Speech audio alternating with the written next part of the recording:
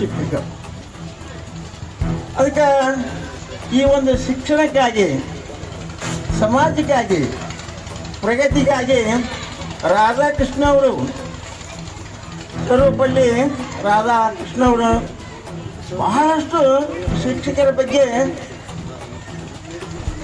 ಪ್ರೀತಿ ಗೌರವ ತೋರ್ತದೆ. ಯಾಕಂದ್ರೆ ಅವರು ಸಾಕಷ್ಟು ಒಂದು ಪ್ರೈಮರಿ ಸ್ಕೂಲ್ ಟೀಚರ್ ಆಗಿ, ಹೈಸ್ಕೂಲ್ ಟೀಚರ್ ಆಗಿ, ಕಾಲೇಜ್ ಟೀಚರ್ ಆಗಿ, ಕುಲಪತಿಗಳಾಗಿ, ಭಾರತದ ಉಪರಾಷ್ಟ್ರಪತಿಯಾಗಿ, ರಾಷ್ಟ್ರಪತಿಯಾಗಿ ಅವರು ಸೇವೆಯನ್ನು ಸಲ್ಲಿಸ್ತಕ್ಕಂಥವರು.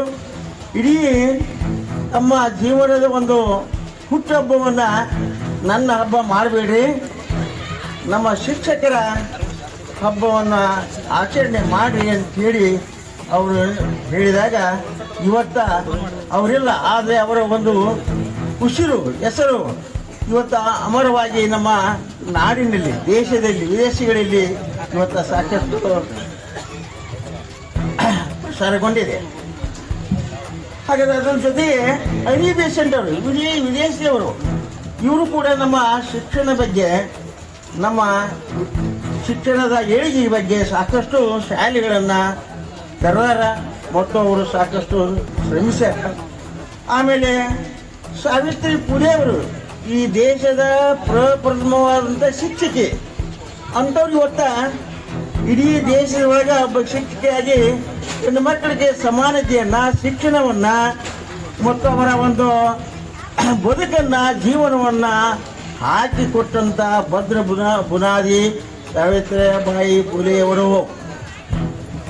ಆಮೇಲೆ ಸೈಯದ್ ಅಹಮದ್ ಖಾನ್ರು, ಇವರು ಆಂಧ್ರ ಓರಿಯೆಂಟಲ್ ಕೆಲವು ಶಾಲೆಗಳನ್ನು ಕಲಿಯೋದು, ಇಸ್ಲಾಂ ಧರ್ಮಕ್ಕೆ ಸಾಕಷ್ಟು ಶಿಕ್ಷಣವನ್ನು ನೀಡುವುದರಲ್ಲಿ ಯಶಸ್ವಿಯಾದಂತಹ ಒಂದು ಪಾತ್ರವನ್ನು ವಹಿಸಿದಂತಹ ಮಹಾನ್ ವ್ಯಕ್ತಿಗಳು. ಇನ್ನು ತಲಕಾಡ ರಂಗೇಗೌಡರು, ಈ ರಂಗೇಗೌಡರು ತಲಕಾಡಿನಲ್ಲಿ ಸಾಕಷ್ಟು ಕುಟುಂಬಗಳನ್ನು ಮನವೊಲಿಸಿ ಇಡೀ ಶಾಲೆಯನ್ನೇ ಪ್ರಾರಂಭ ಮಾಡಿದಂಥ ಮಹಾನ್ ವ್ಯಕ್ತಿಗಳು ರಂಗೇಗೌಡರು. ಅಂದ ಒಂದು ಅದ್ಭುತವಾದಂಥ ಶಾಲೆ. ಇವತ್ತು ತಲಕಾಡಿನಲ್ಲಿ ಹೋದಾಗ ಆ ಶಾಲೆಯನ್ನು ನೋಡಿದ್ರೆ ನಮಗೆ ಏನಾಗುತ್ತಪ್ಪ ಅಂದ್ರೆ ಅತ್ಯಂತ ಒಂದು ವಿಜೃಂಭಣೆಯಿಲ್ಲ, ಅಷ್ಟು ವೈಭವವಾಗಿ ಆ ಸ್ಕೂಲನ್ನು ಕಟ್ಟಲಾಗಿದೆ ತಲಕಾಡಿನಲ್ಲಿ. ಇನ್ನು ರಂಗರಾವ್ ಅವರವರು ಇವತ್ತು ನಮ್ಮ ಶಿಕ್ಷಣದ ಸಾಕಷ್ಟು ಅಳವಡಿಸಿ ಸಾಧನೆಯನ್ನು ಮಾಡ್ತಕ್ಕಂಥವರು ರಂಗರಾವ್ ಅವರು. ಇವರೆಲ್ಲರೂ ಶಿಕ್ಷಣಕ್ಕಾಗಿ ಮತ್ತು ಪ್ರಗತಿಗಾಗಿ ಭಾಳ ಶ್ರಮಿಸಿದವರು. ಡಾಕ್ಟರ್ ಸರ್ವಪಲ್ಲಿ ರಾಧಾಕೃಷ್ಣ ಅವರು ಹೇಳ್ತಾರೆ, ಶಿಕ್ಷಣ ಎನ್ನುವುದು ವ್ಯಕ್ತಿತ್ವ ನಿರ್ಮಾಣದ ಕಾರ್ಯ ಎನ್ನುವುದು ಭಾರತೀಯ ಗುರು ಪರಂಪರೆ ಜಗತ್ತಿಗೆ ಸಾರದ ಶ್ರೇಷ್ಠ ಸಂದೇಶ. ಇದು ಗುರು ಇಲ್ಲದ ಮಠ ಇಲ್ಲ, ಆಮೇಲೆ ಶಿಕ್ಷಕರಿಲ್ಲದ ಶಾಲೆ ಇಲ್ಲ. ಅದಕ್ಕೆ ಸಾಕಷ್ಟು ಅವರು ರಾಧಾಕೃಷ್ಣ ಅವರು ಶಿಕ್ಷಣಕ್ಕೆ ಬಹಳ ಮಹತ್ವವನ್ನು ಕೊಟ್ಟಿದ್ದಾರೆ. ಆಮೇಲೆ ವ್ಯಕ್ತಿತ್ವ ನಿರ್ಮಾಣದಿಂದ ಚಾರಿತ್ರ್ಯ ನಿರ್ಮಾಣದಿಂದ ರಾಷ್ಟ್ರ ನಿರ್ಮಾಣ ಆಗುತ್ತದೆ ಅಂತಕ್ಕಂಥ ಮಾತನ್ನು ಕೂಡ ಹೇಳಿದ್ದಾರೆ. ಇನ್ನು ಜ್ಞಾನದೀಪ ಹೊತ್ತವರು ಶಿಕ್ಷಕರು. ಜ್ಞಾನದೀಪ ಅಂದ್ರೆ ನಾವು ಬೋಧಿಸುವಂಥ ಮೌಲ್ಯಗಳು, ಬೋಧಿಸುವಂಥ ವಿಷಯಗಳು ನಾವು ನಿಮ್ಮ ಮನದಟ್ಟಾಗಿ ನಿಮ್ಮಲ್ಲಿ ಅಳವಡಿಸ್ಕೊಳ್ಬೇಕು. ಆ ಒಂದು ದಿಶೆಯಲ್ಲಿ ನಿಮ್ಮನ್ನು ನಾವು ಏನು ಮಾಡಬೇಕು ಅಂದ್ರೆ ನಮ್ಮ ಶಿಕ್ಷಣ ಕ್ಷೇತ್ರಕ್ಕೆ ಎಳೆದುಕೊಳ್ಳುವಂಥ ಸ್ವಭಾವವನ್ನು, ಗುಣವನ್ನು, ಬೋಧನೆಯನ್ನು ನಾವು ಮಾಡಿದಾಗ ಮಾತ್ರ ನಿಮ್ಮ ಮನಸ್ಸು ಸಮೃದ್ಧಿಯಾಗಿ ನಮ್ಮ ಕಡೆಗೆ ಬರುತ್ತೆ. ನಾವು ಬೋಧಿಸಿದಂಥ ವಿಷಯಗಳು ನಿಮಗೆ ಮನವಟ್ಟಟ್ಟಾಗಿ ಇವತ್ತು ಸಾಕಷ್ಟು ನಿಮಗೆ ಇವತ್ತು ಈ ಸಮಾರಂಭ ನಡಿಬೇಕಾದ್ರೆ ಆ ಶಿಕ್ಷಣದಿಂದ ನಿಮ್ಮನ್ನು ನೋಡಿದ್ರೆ ನನಗೆ ಭಾಳ ಸಂತೋಷ ಅನಿಸುತ್ತದೆ. ಏನಪ್ಪ ಅಂತಂದ್ರೆ ನಮ್ಮ ಶಾಲೆ ಎಲ್ಲಿತ್ತು ಬಂದ್ರೆ ಪೂಜಾ ಕಾಶಿನಾಗಿತ್ತು. ಪ್ರತಿದಿನ ಮಳೆ ಹೊಡೆದ್ಬಿಟ್ಟು ಬಂದು ತಗಡಿ ಎಲ್ಲ ಕಿತ್ಕೊಂಡು ಹೋಗ್ಬಿಟ್ಟಿರು.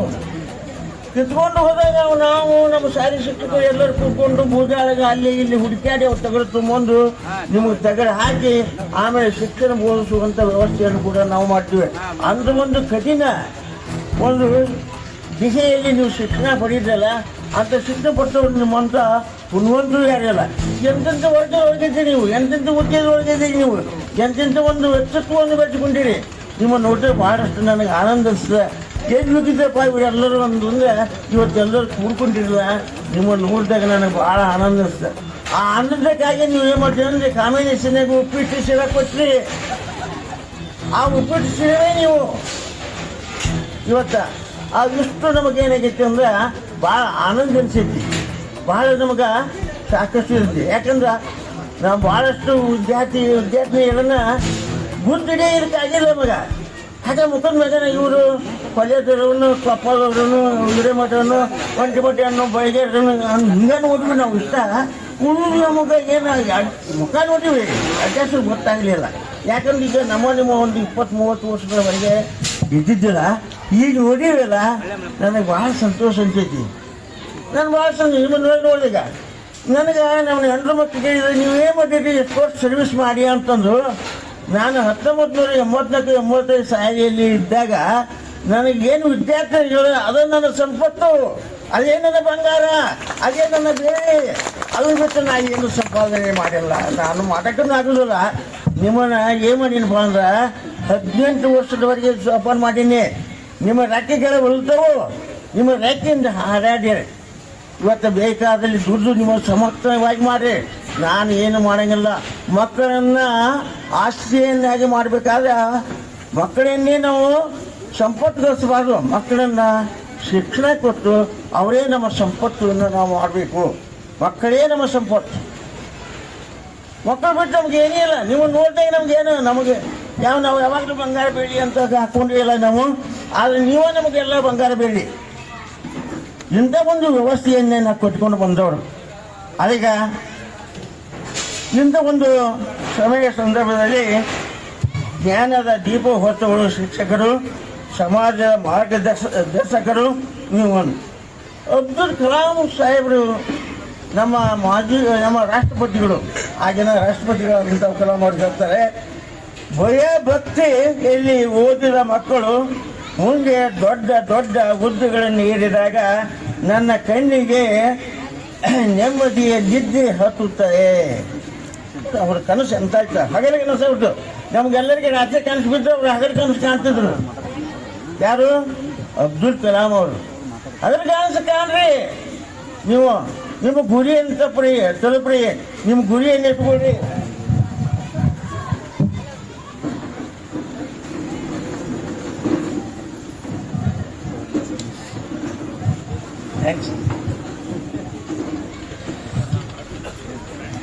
ಇಟ್ಕೊಳ್ರಿ. ಅಬ್ದುಲ್ ಕಲಾಂ ಅವರು ಅತ್ಯಂತ ಒಂದು ಅತ್ಯುತ್ತಮವಾದಂಥ ವಾಕ್ಯ ಇದು. ಅವ್ರು ನೀತಿ ಬರ್ತಿದ್ದಾನೆ ದೊಡ್ಡ ದೊಡ್ಡ ಹುದ್ದೆಗಳಲ್ಲಿ. ಅದಕ್ಕೆ ನೀವು ಏನಿದ್ರಲ್ಲ, ನಮ್ಮ ಜಕ್ಲಿ ಶಾಲೆಯಲ್ಲಿ ಕಲಿತಿರ್ತಕ್ಕಂಥ ವಿದ್ಯಾರ್ಥಿನಿಗಳು ದೊಡ್ಡ ದೊಡ್ಡ ಹುದ್ದೆಯಲ್ಲಿ ಇದ್ದೀರಿ. ನೀವು ಸಾಕಷ್ಟು ನೌಕರಿಯಲ್ಲಿ ಇದ್ದೀರಿ, ಸಾಕಷ್ಟು ಇದ್ದೀರಿ. ಅದು ಬಹಳ ನಮಗೇನಾಗತ್ತಂದ್ರೆ ಮನಸ್ಸಿಗೆ ಆನಂದವನ್ನು ನೀಡ್ತಾ ಇದೆ, ಆನಂದ ಕೊಡ್ತಾ ಇದೆ. ಅವಾಗ ಒಬ್ರು ಹಳೆ ಮನುಷ್ಯರು ಹೇಳ್ತಿದ್ರು, very is God in the my God ಅಂದಿದ್ದು. ದೇವ್ರು ಎಲ್ಲಿದ್ದಾನ? God is a my heart. You are a learning for first time and discipline and prayer attend and homework regular. ಇವು ಇರಲಿಲ್ಲ ಅಂದ್ರೆ ಬೂದಾಳಿನ ಲೆಕ್ಕಿಚರ್ಲು ಆ ಒಂದು ನಾನು ನಿಮ್ಮ ಊರಿಗಳಲ್ಲ, ನೀವು ನಮ್ಮ ಊರಿಗಳಲ್ಲ. ನಿಮ್ಮ ಸಂಬಂಧವನ್ನು ಶಿಕ್ಷಣವನ್ನು ಕೊಟ್ಟಿದೆ, ಶಿಕ್ಷಣ ಕೊಟ್ಟಿದೆ ನಿಮ್ಮ ಸಂಬಂಧವನ್ನು. ಆ ದೃಷ್ಟಿಯಿಂದ ನಿಮಗೆ ನಾನು ಏನು ಮಾಡಿದ್ದೇನೆ, ಎಲ್ಲರಿಗೆ ಶಿಕ್ಷೆ ಅಂದ್ರೆ ಏನು? ಹೊಟ್ಟ ಚಮ ಚಮ ನಿದ್ದಿ ಘಮ ಘಮ. ನೀವು ಅನ್ಕೊಡಿ, ಹೊಟ್ಟ ಚಮ ಚಮ ಘಮ ಘಮ ಅನ್ನುವಂಥ ಪ್ರವೃತ್ತಿ ನಿಮ್ಮಲ್ಲಿ ಇದೆ. ನೀವೆಲ್ಲರೂ ಭಾಳ ಜಾಣರು, ನಮ್ಗಿಂತ ಶಾಣ್ಯರ್ತೀರಿ ನೀವು, ನಮ್ಗಿಂತ ಬುದ್ಧಿವಂತಿದ್ರಿ ನೀವು. ನಮ್ಗೇನು ಚಾತುರ್ಯ ಇದ್ರಿ ನೀವು, ಆದರೂ ಕೂಡ ನಾವು ಶಿಕ್ಷಕರ ವೃತ್ತಿಯಿಂದ ಕೆಲವೊಂದು ಹುದ್ದೆಗಳನ್ನ ಇದ್ದೀರ ಅಂತ. ಆಗ ನಮ್ಮಲ್ಲಿ ಚಿಂತನಶೀಲಿಯನ್ನು ಬೆಳೆಸುವವರೇ ನಿಜವಾದ ಶಿಕ್ಷಕರು. ಹಳೆ ಮನುಷ್ಯರು ಮ್ಯಾಪ್ ಹಾಕ್ತಿದ್ರು, ನಿಮ್ಗೆ ಗೊತ್ತೈತಿ. ಇದ್ರಾಗ ಜಮ್ಮು ಆ್ಯಂಡ್ ಕಾಶ್ಮೀರ ಎಲ್ಲೈತಿ, ಹೌದಾ? ಆಮೇಲೆ ಗುಜರಾತ್ ಎಲ್ಲೈತಿ, ಹರಿಯಾಣ ಎಲ್ಲೈತಿ, ಅರುಣಾಚಲ ಪ್ರದೇಶ ಎಲ್ಲೈತಿ. ಆಮೇಲೆ ನಿಮ್ಮನ್ನು ನಿಂದಿರ್ಸ್ತಿದ್ದೆ, ಇಲ್ಲಿ ನಿಂದಿರಿಸಿ ನಿಮ್ಗೆ ಗಾಯ ಮಾಡ್ತಿದ್ದೆ ಅಂದ್ರೆ ಆಮೇಲೆ ಇದನ್ನೆಲ್ಲ ತಗೊಂಡಿದ್ವಿ. ಇದು ಗುಜರಾತ, ಇದು ಮಧ್ಯಪ್ರದೇಶ, ಇದು ಇದು ಇದು ಇಲ್ಲಿ ಎಡಕ್ಕೆ ಅಟ್ಲಾಂಟಿಕ್ ಸಾಗರ, ಬಲಕ್ಕೆ ಅಟ್ಲಾಂಟಿಕ್ ಸಾಗರ, ನಡಬೇಕ ಪೆಸಿಫಿಕ್ ಸಾಗರ,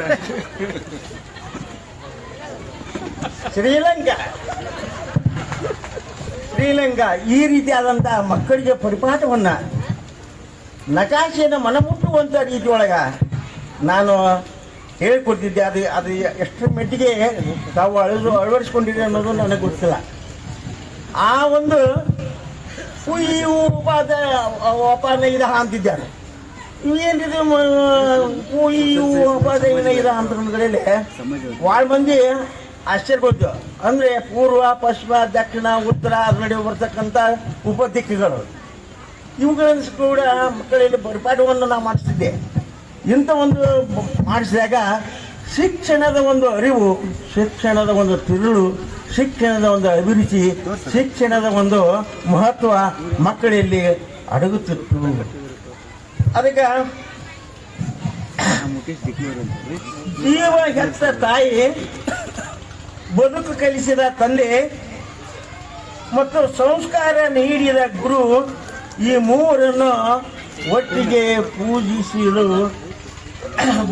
ಪೂಜನೀಯ ಸ್ಥಾನದಲ್ಲಿ ಇಟ್ಟು ನಾವು ಗೌರವಿಸಬೇಕು.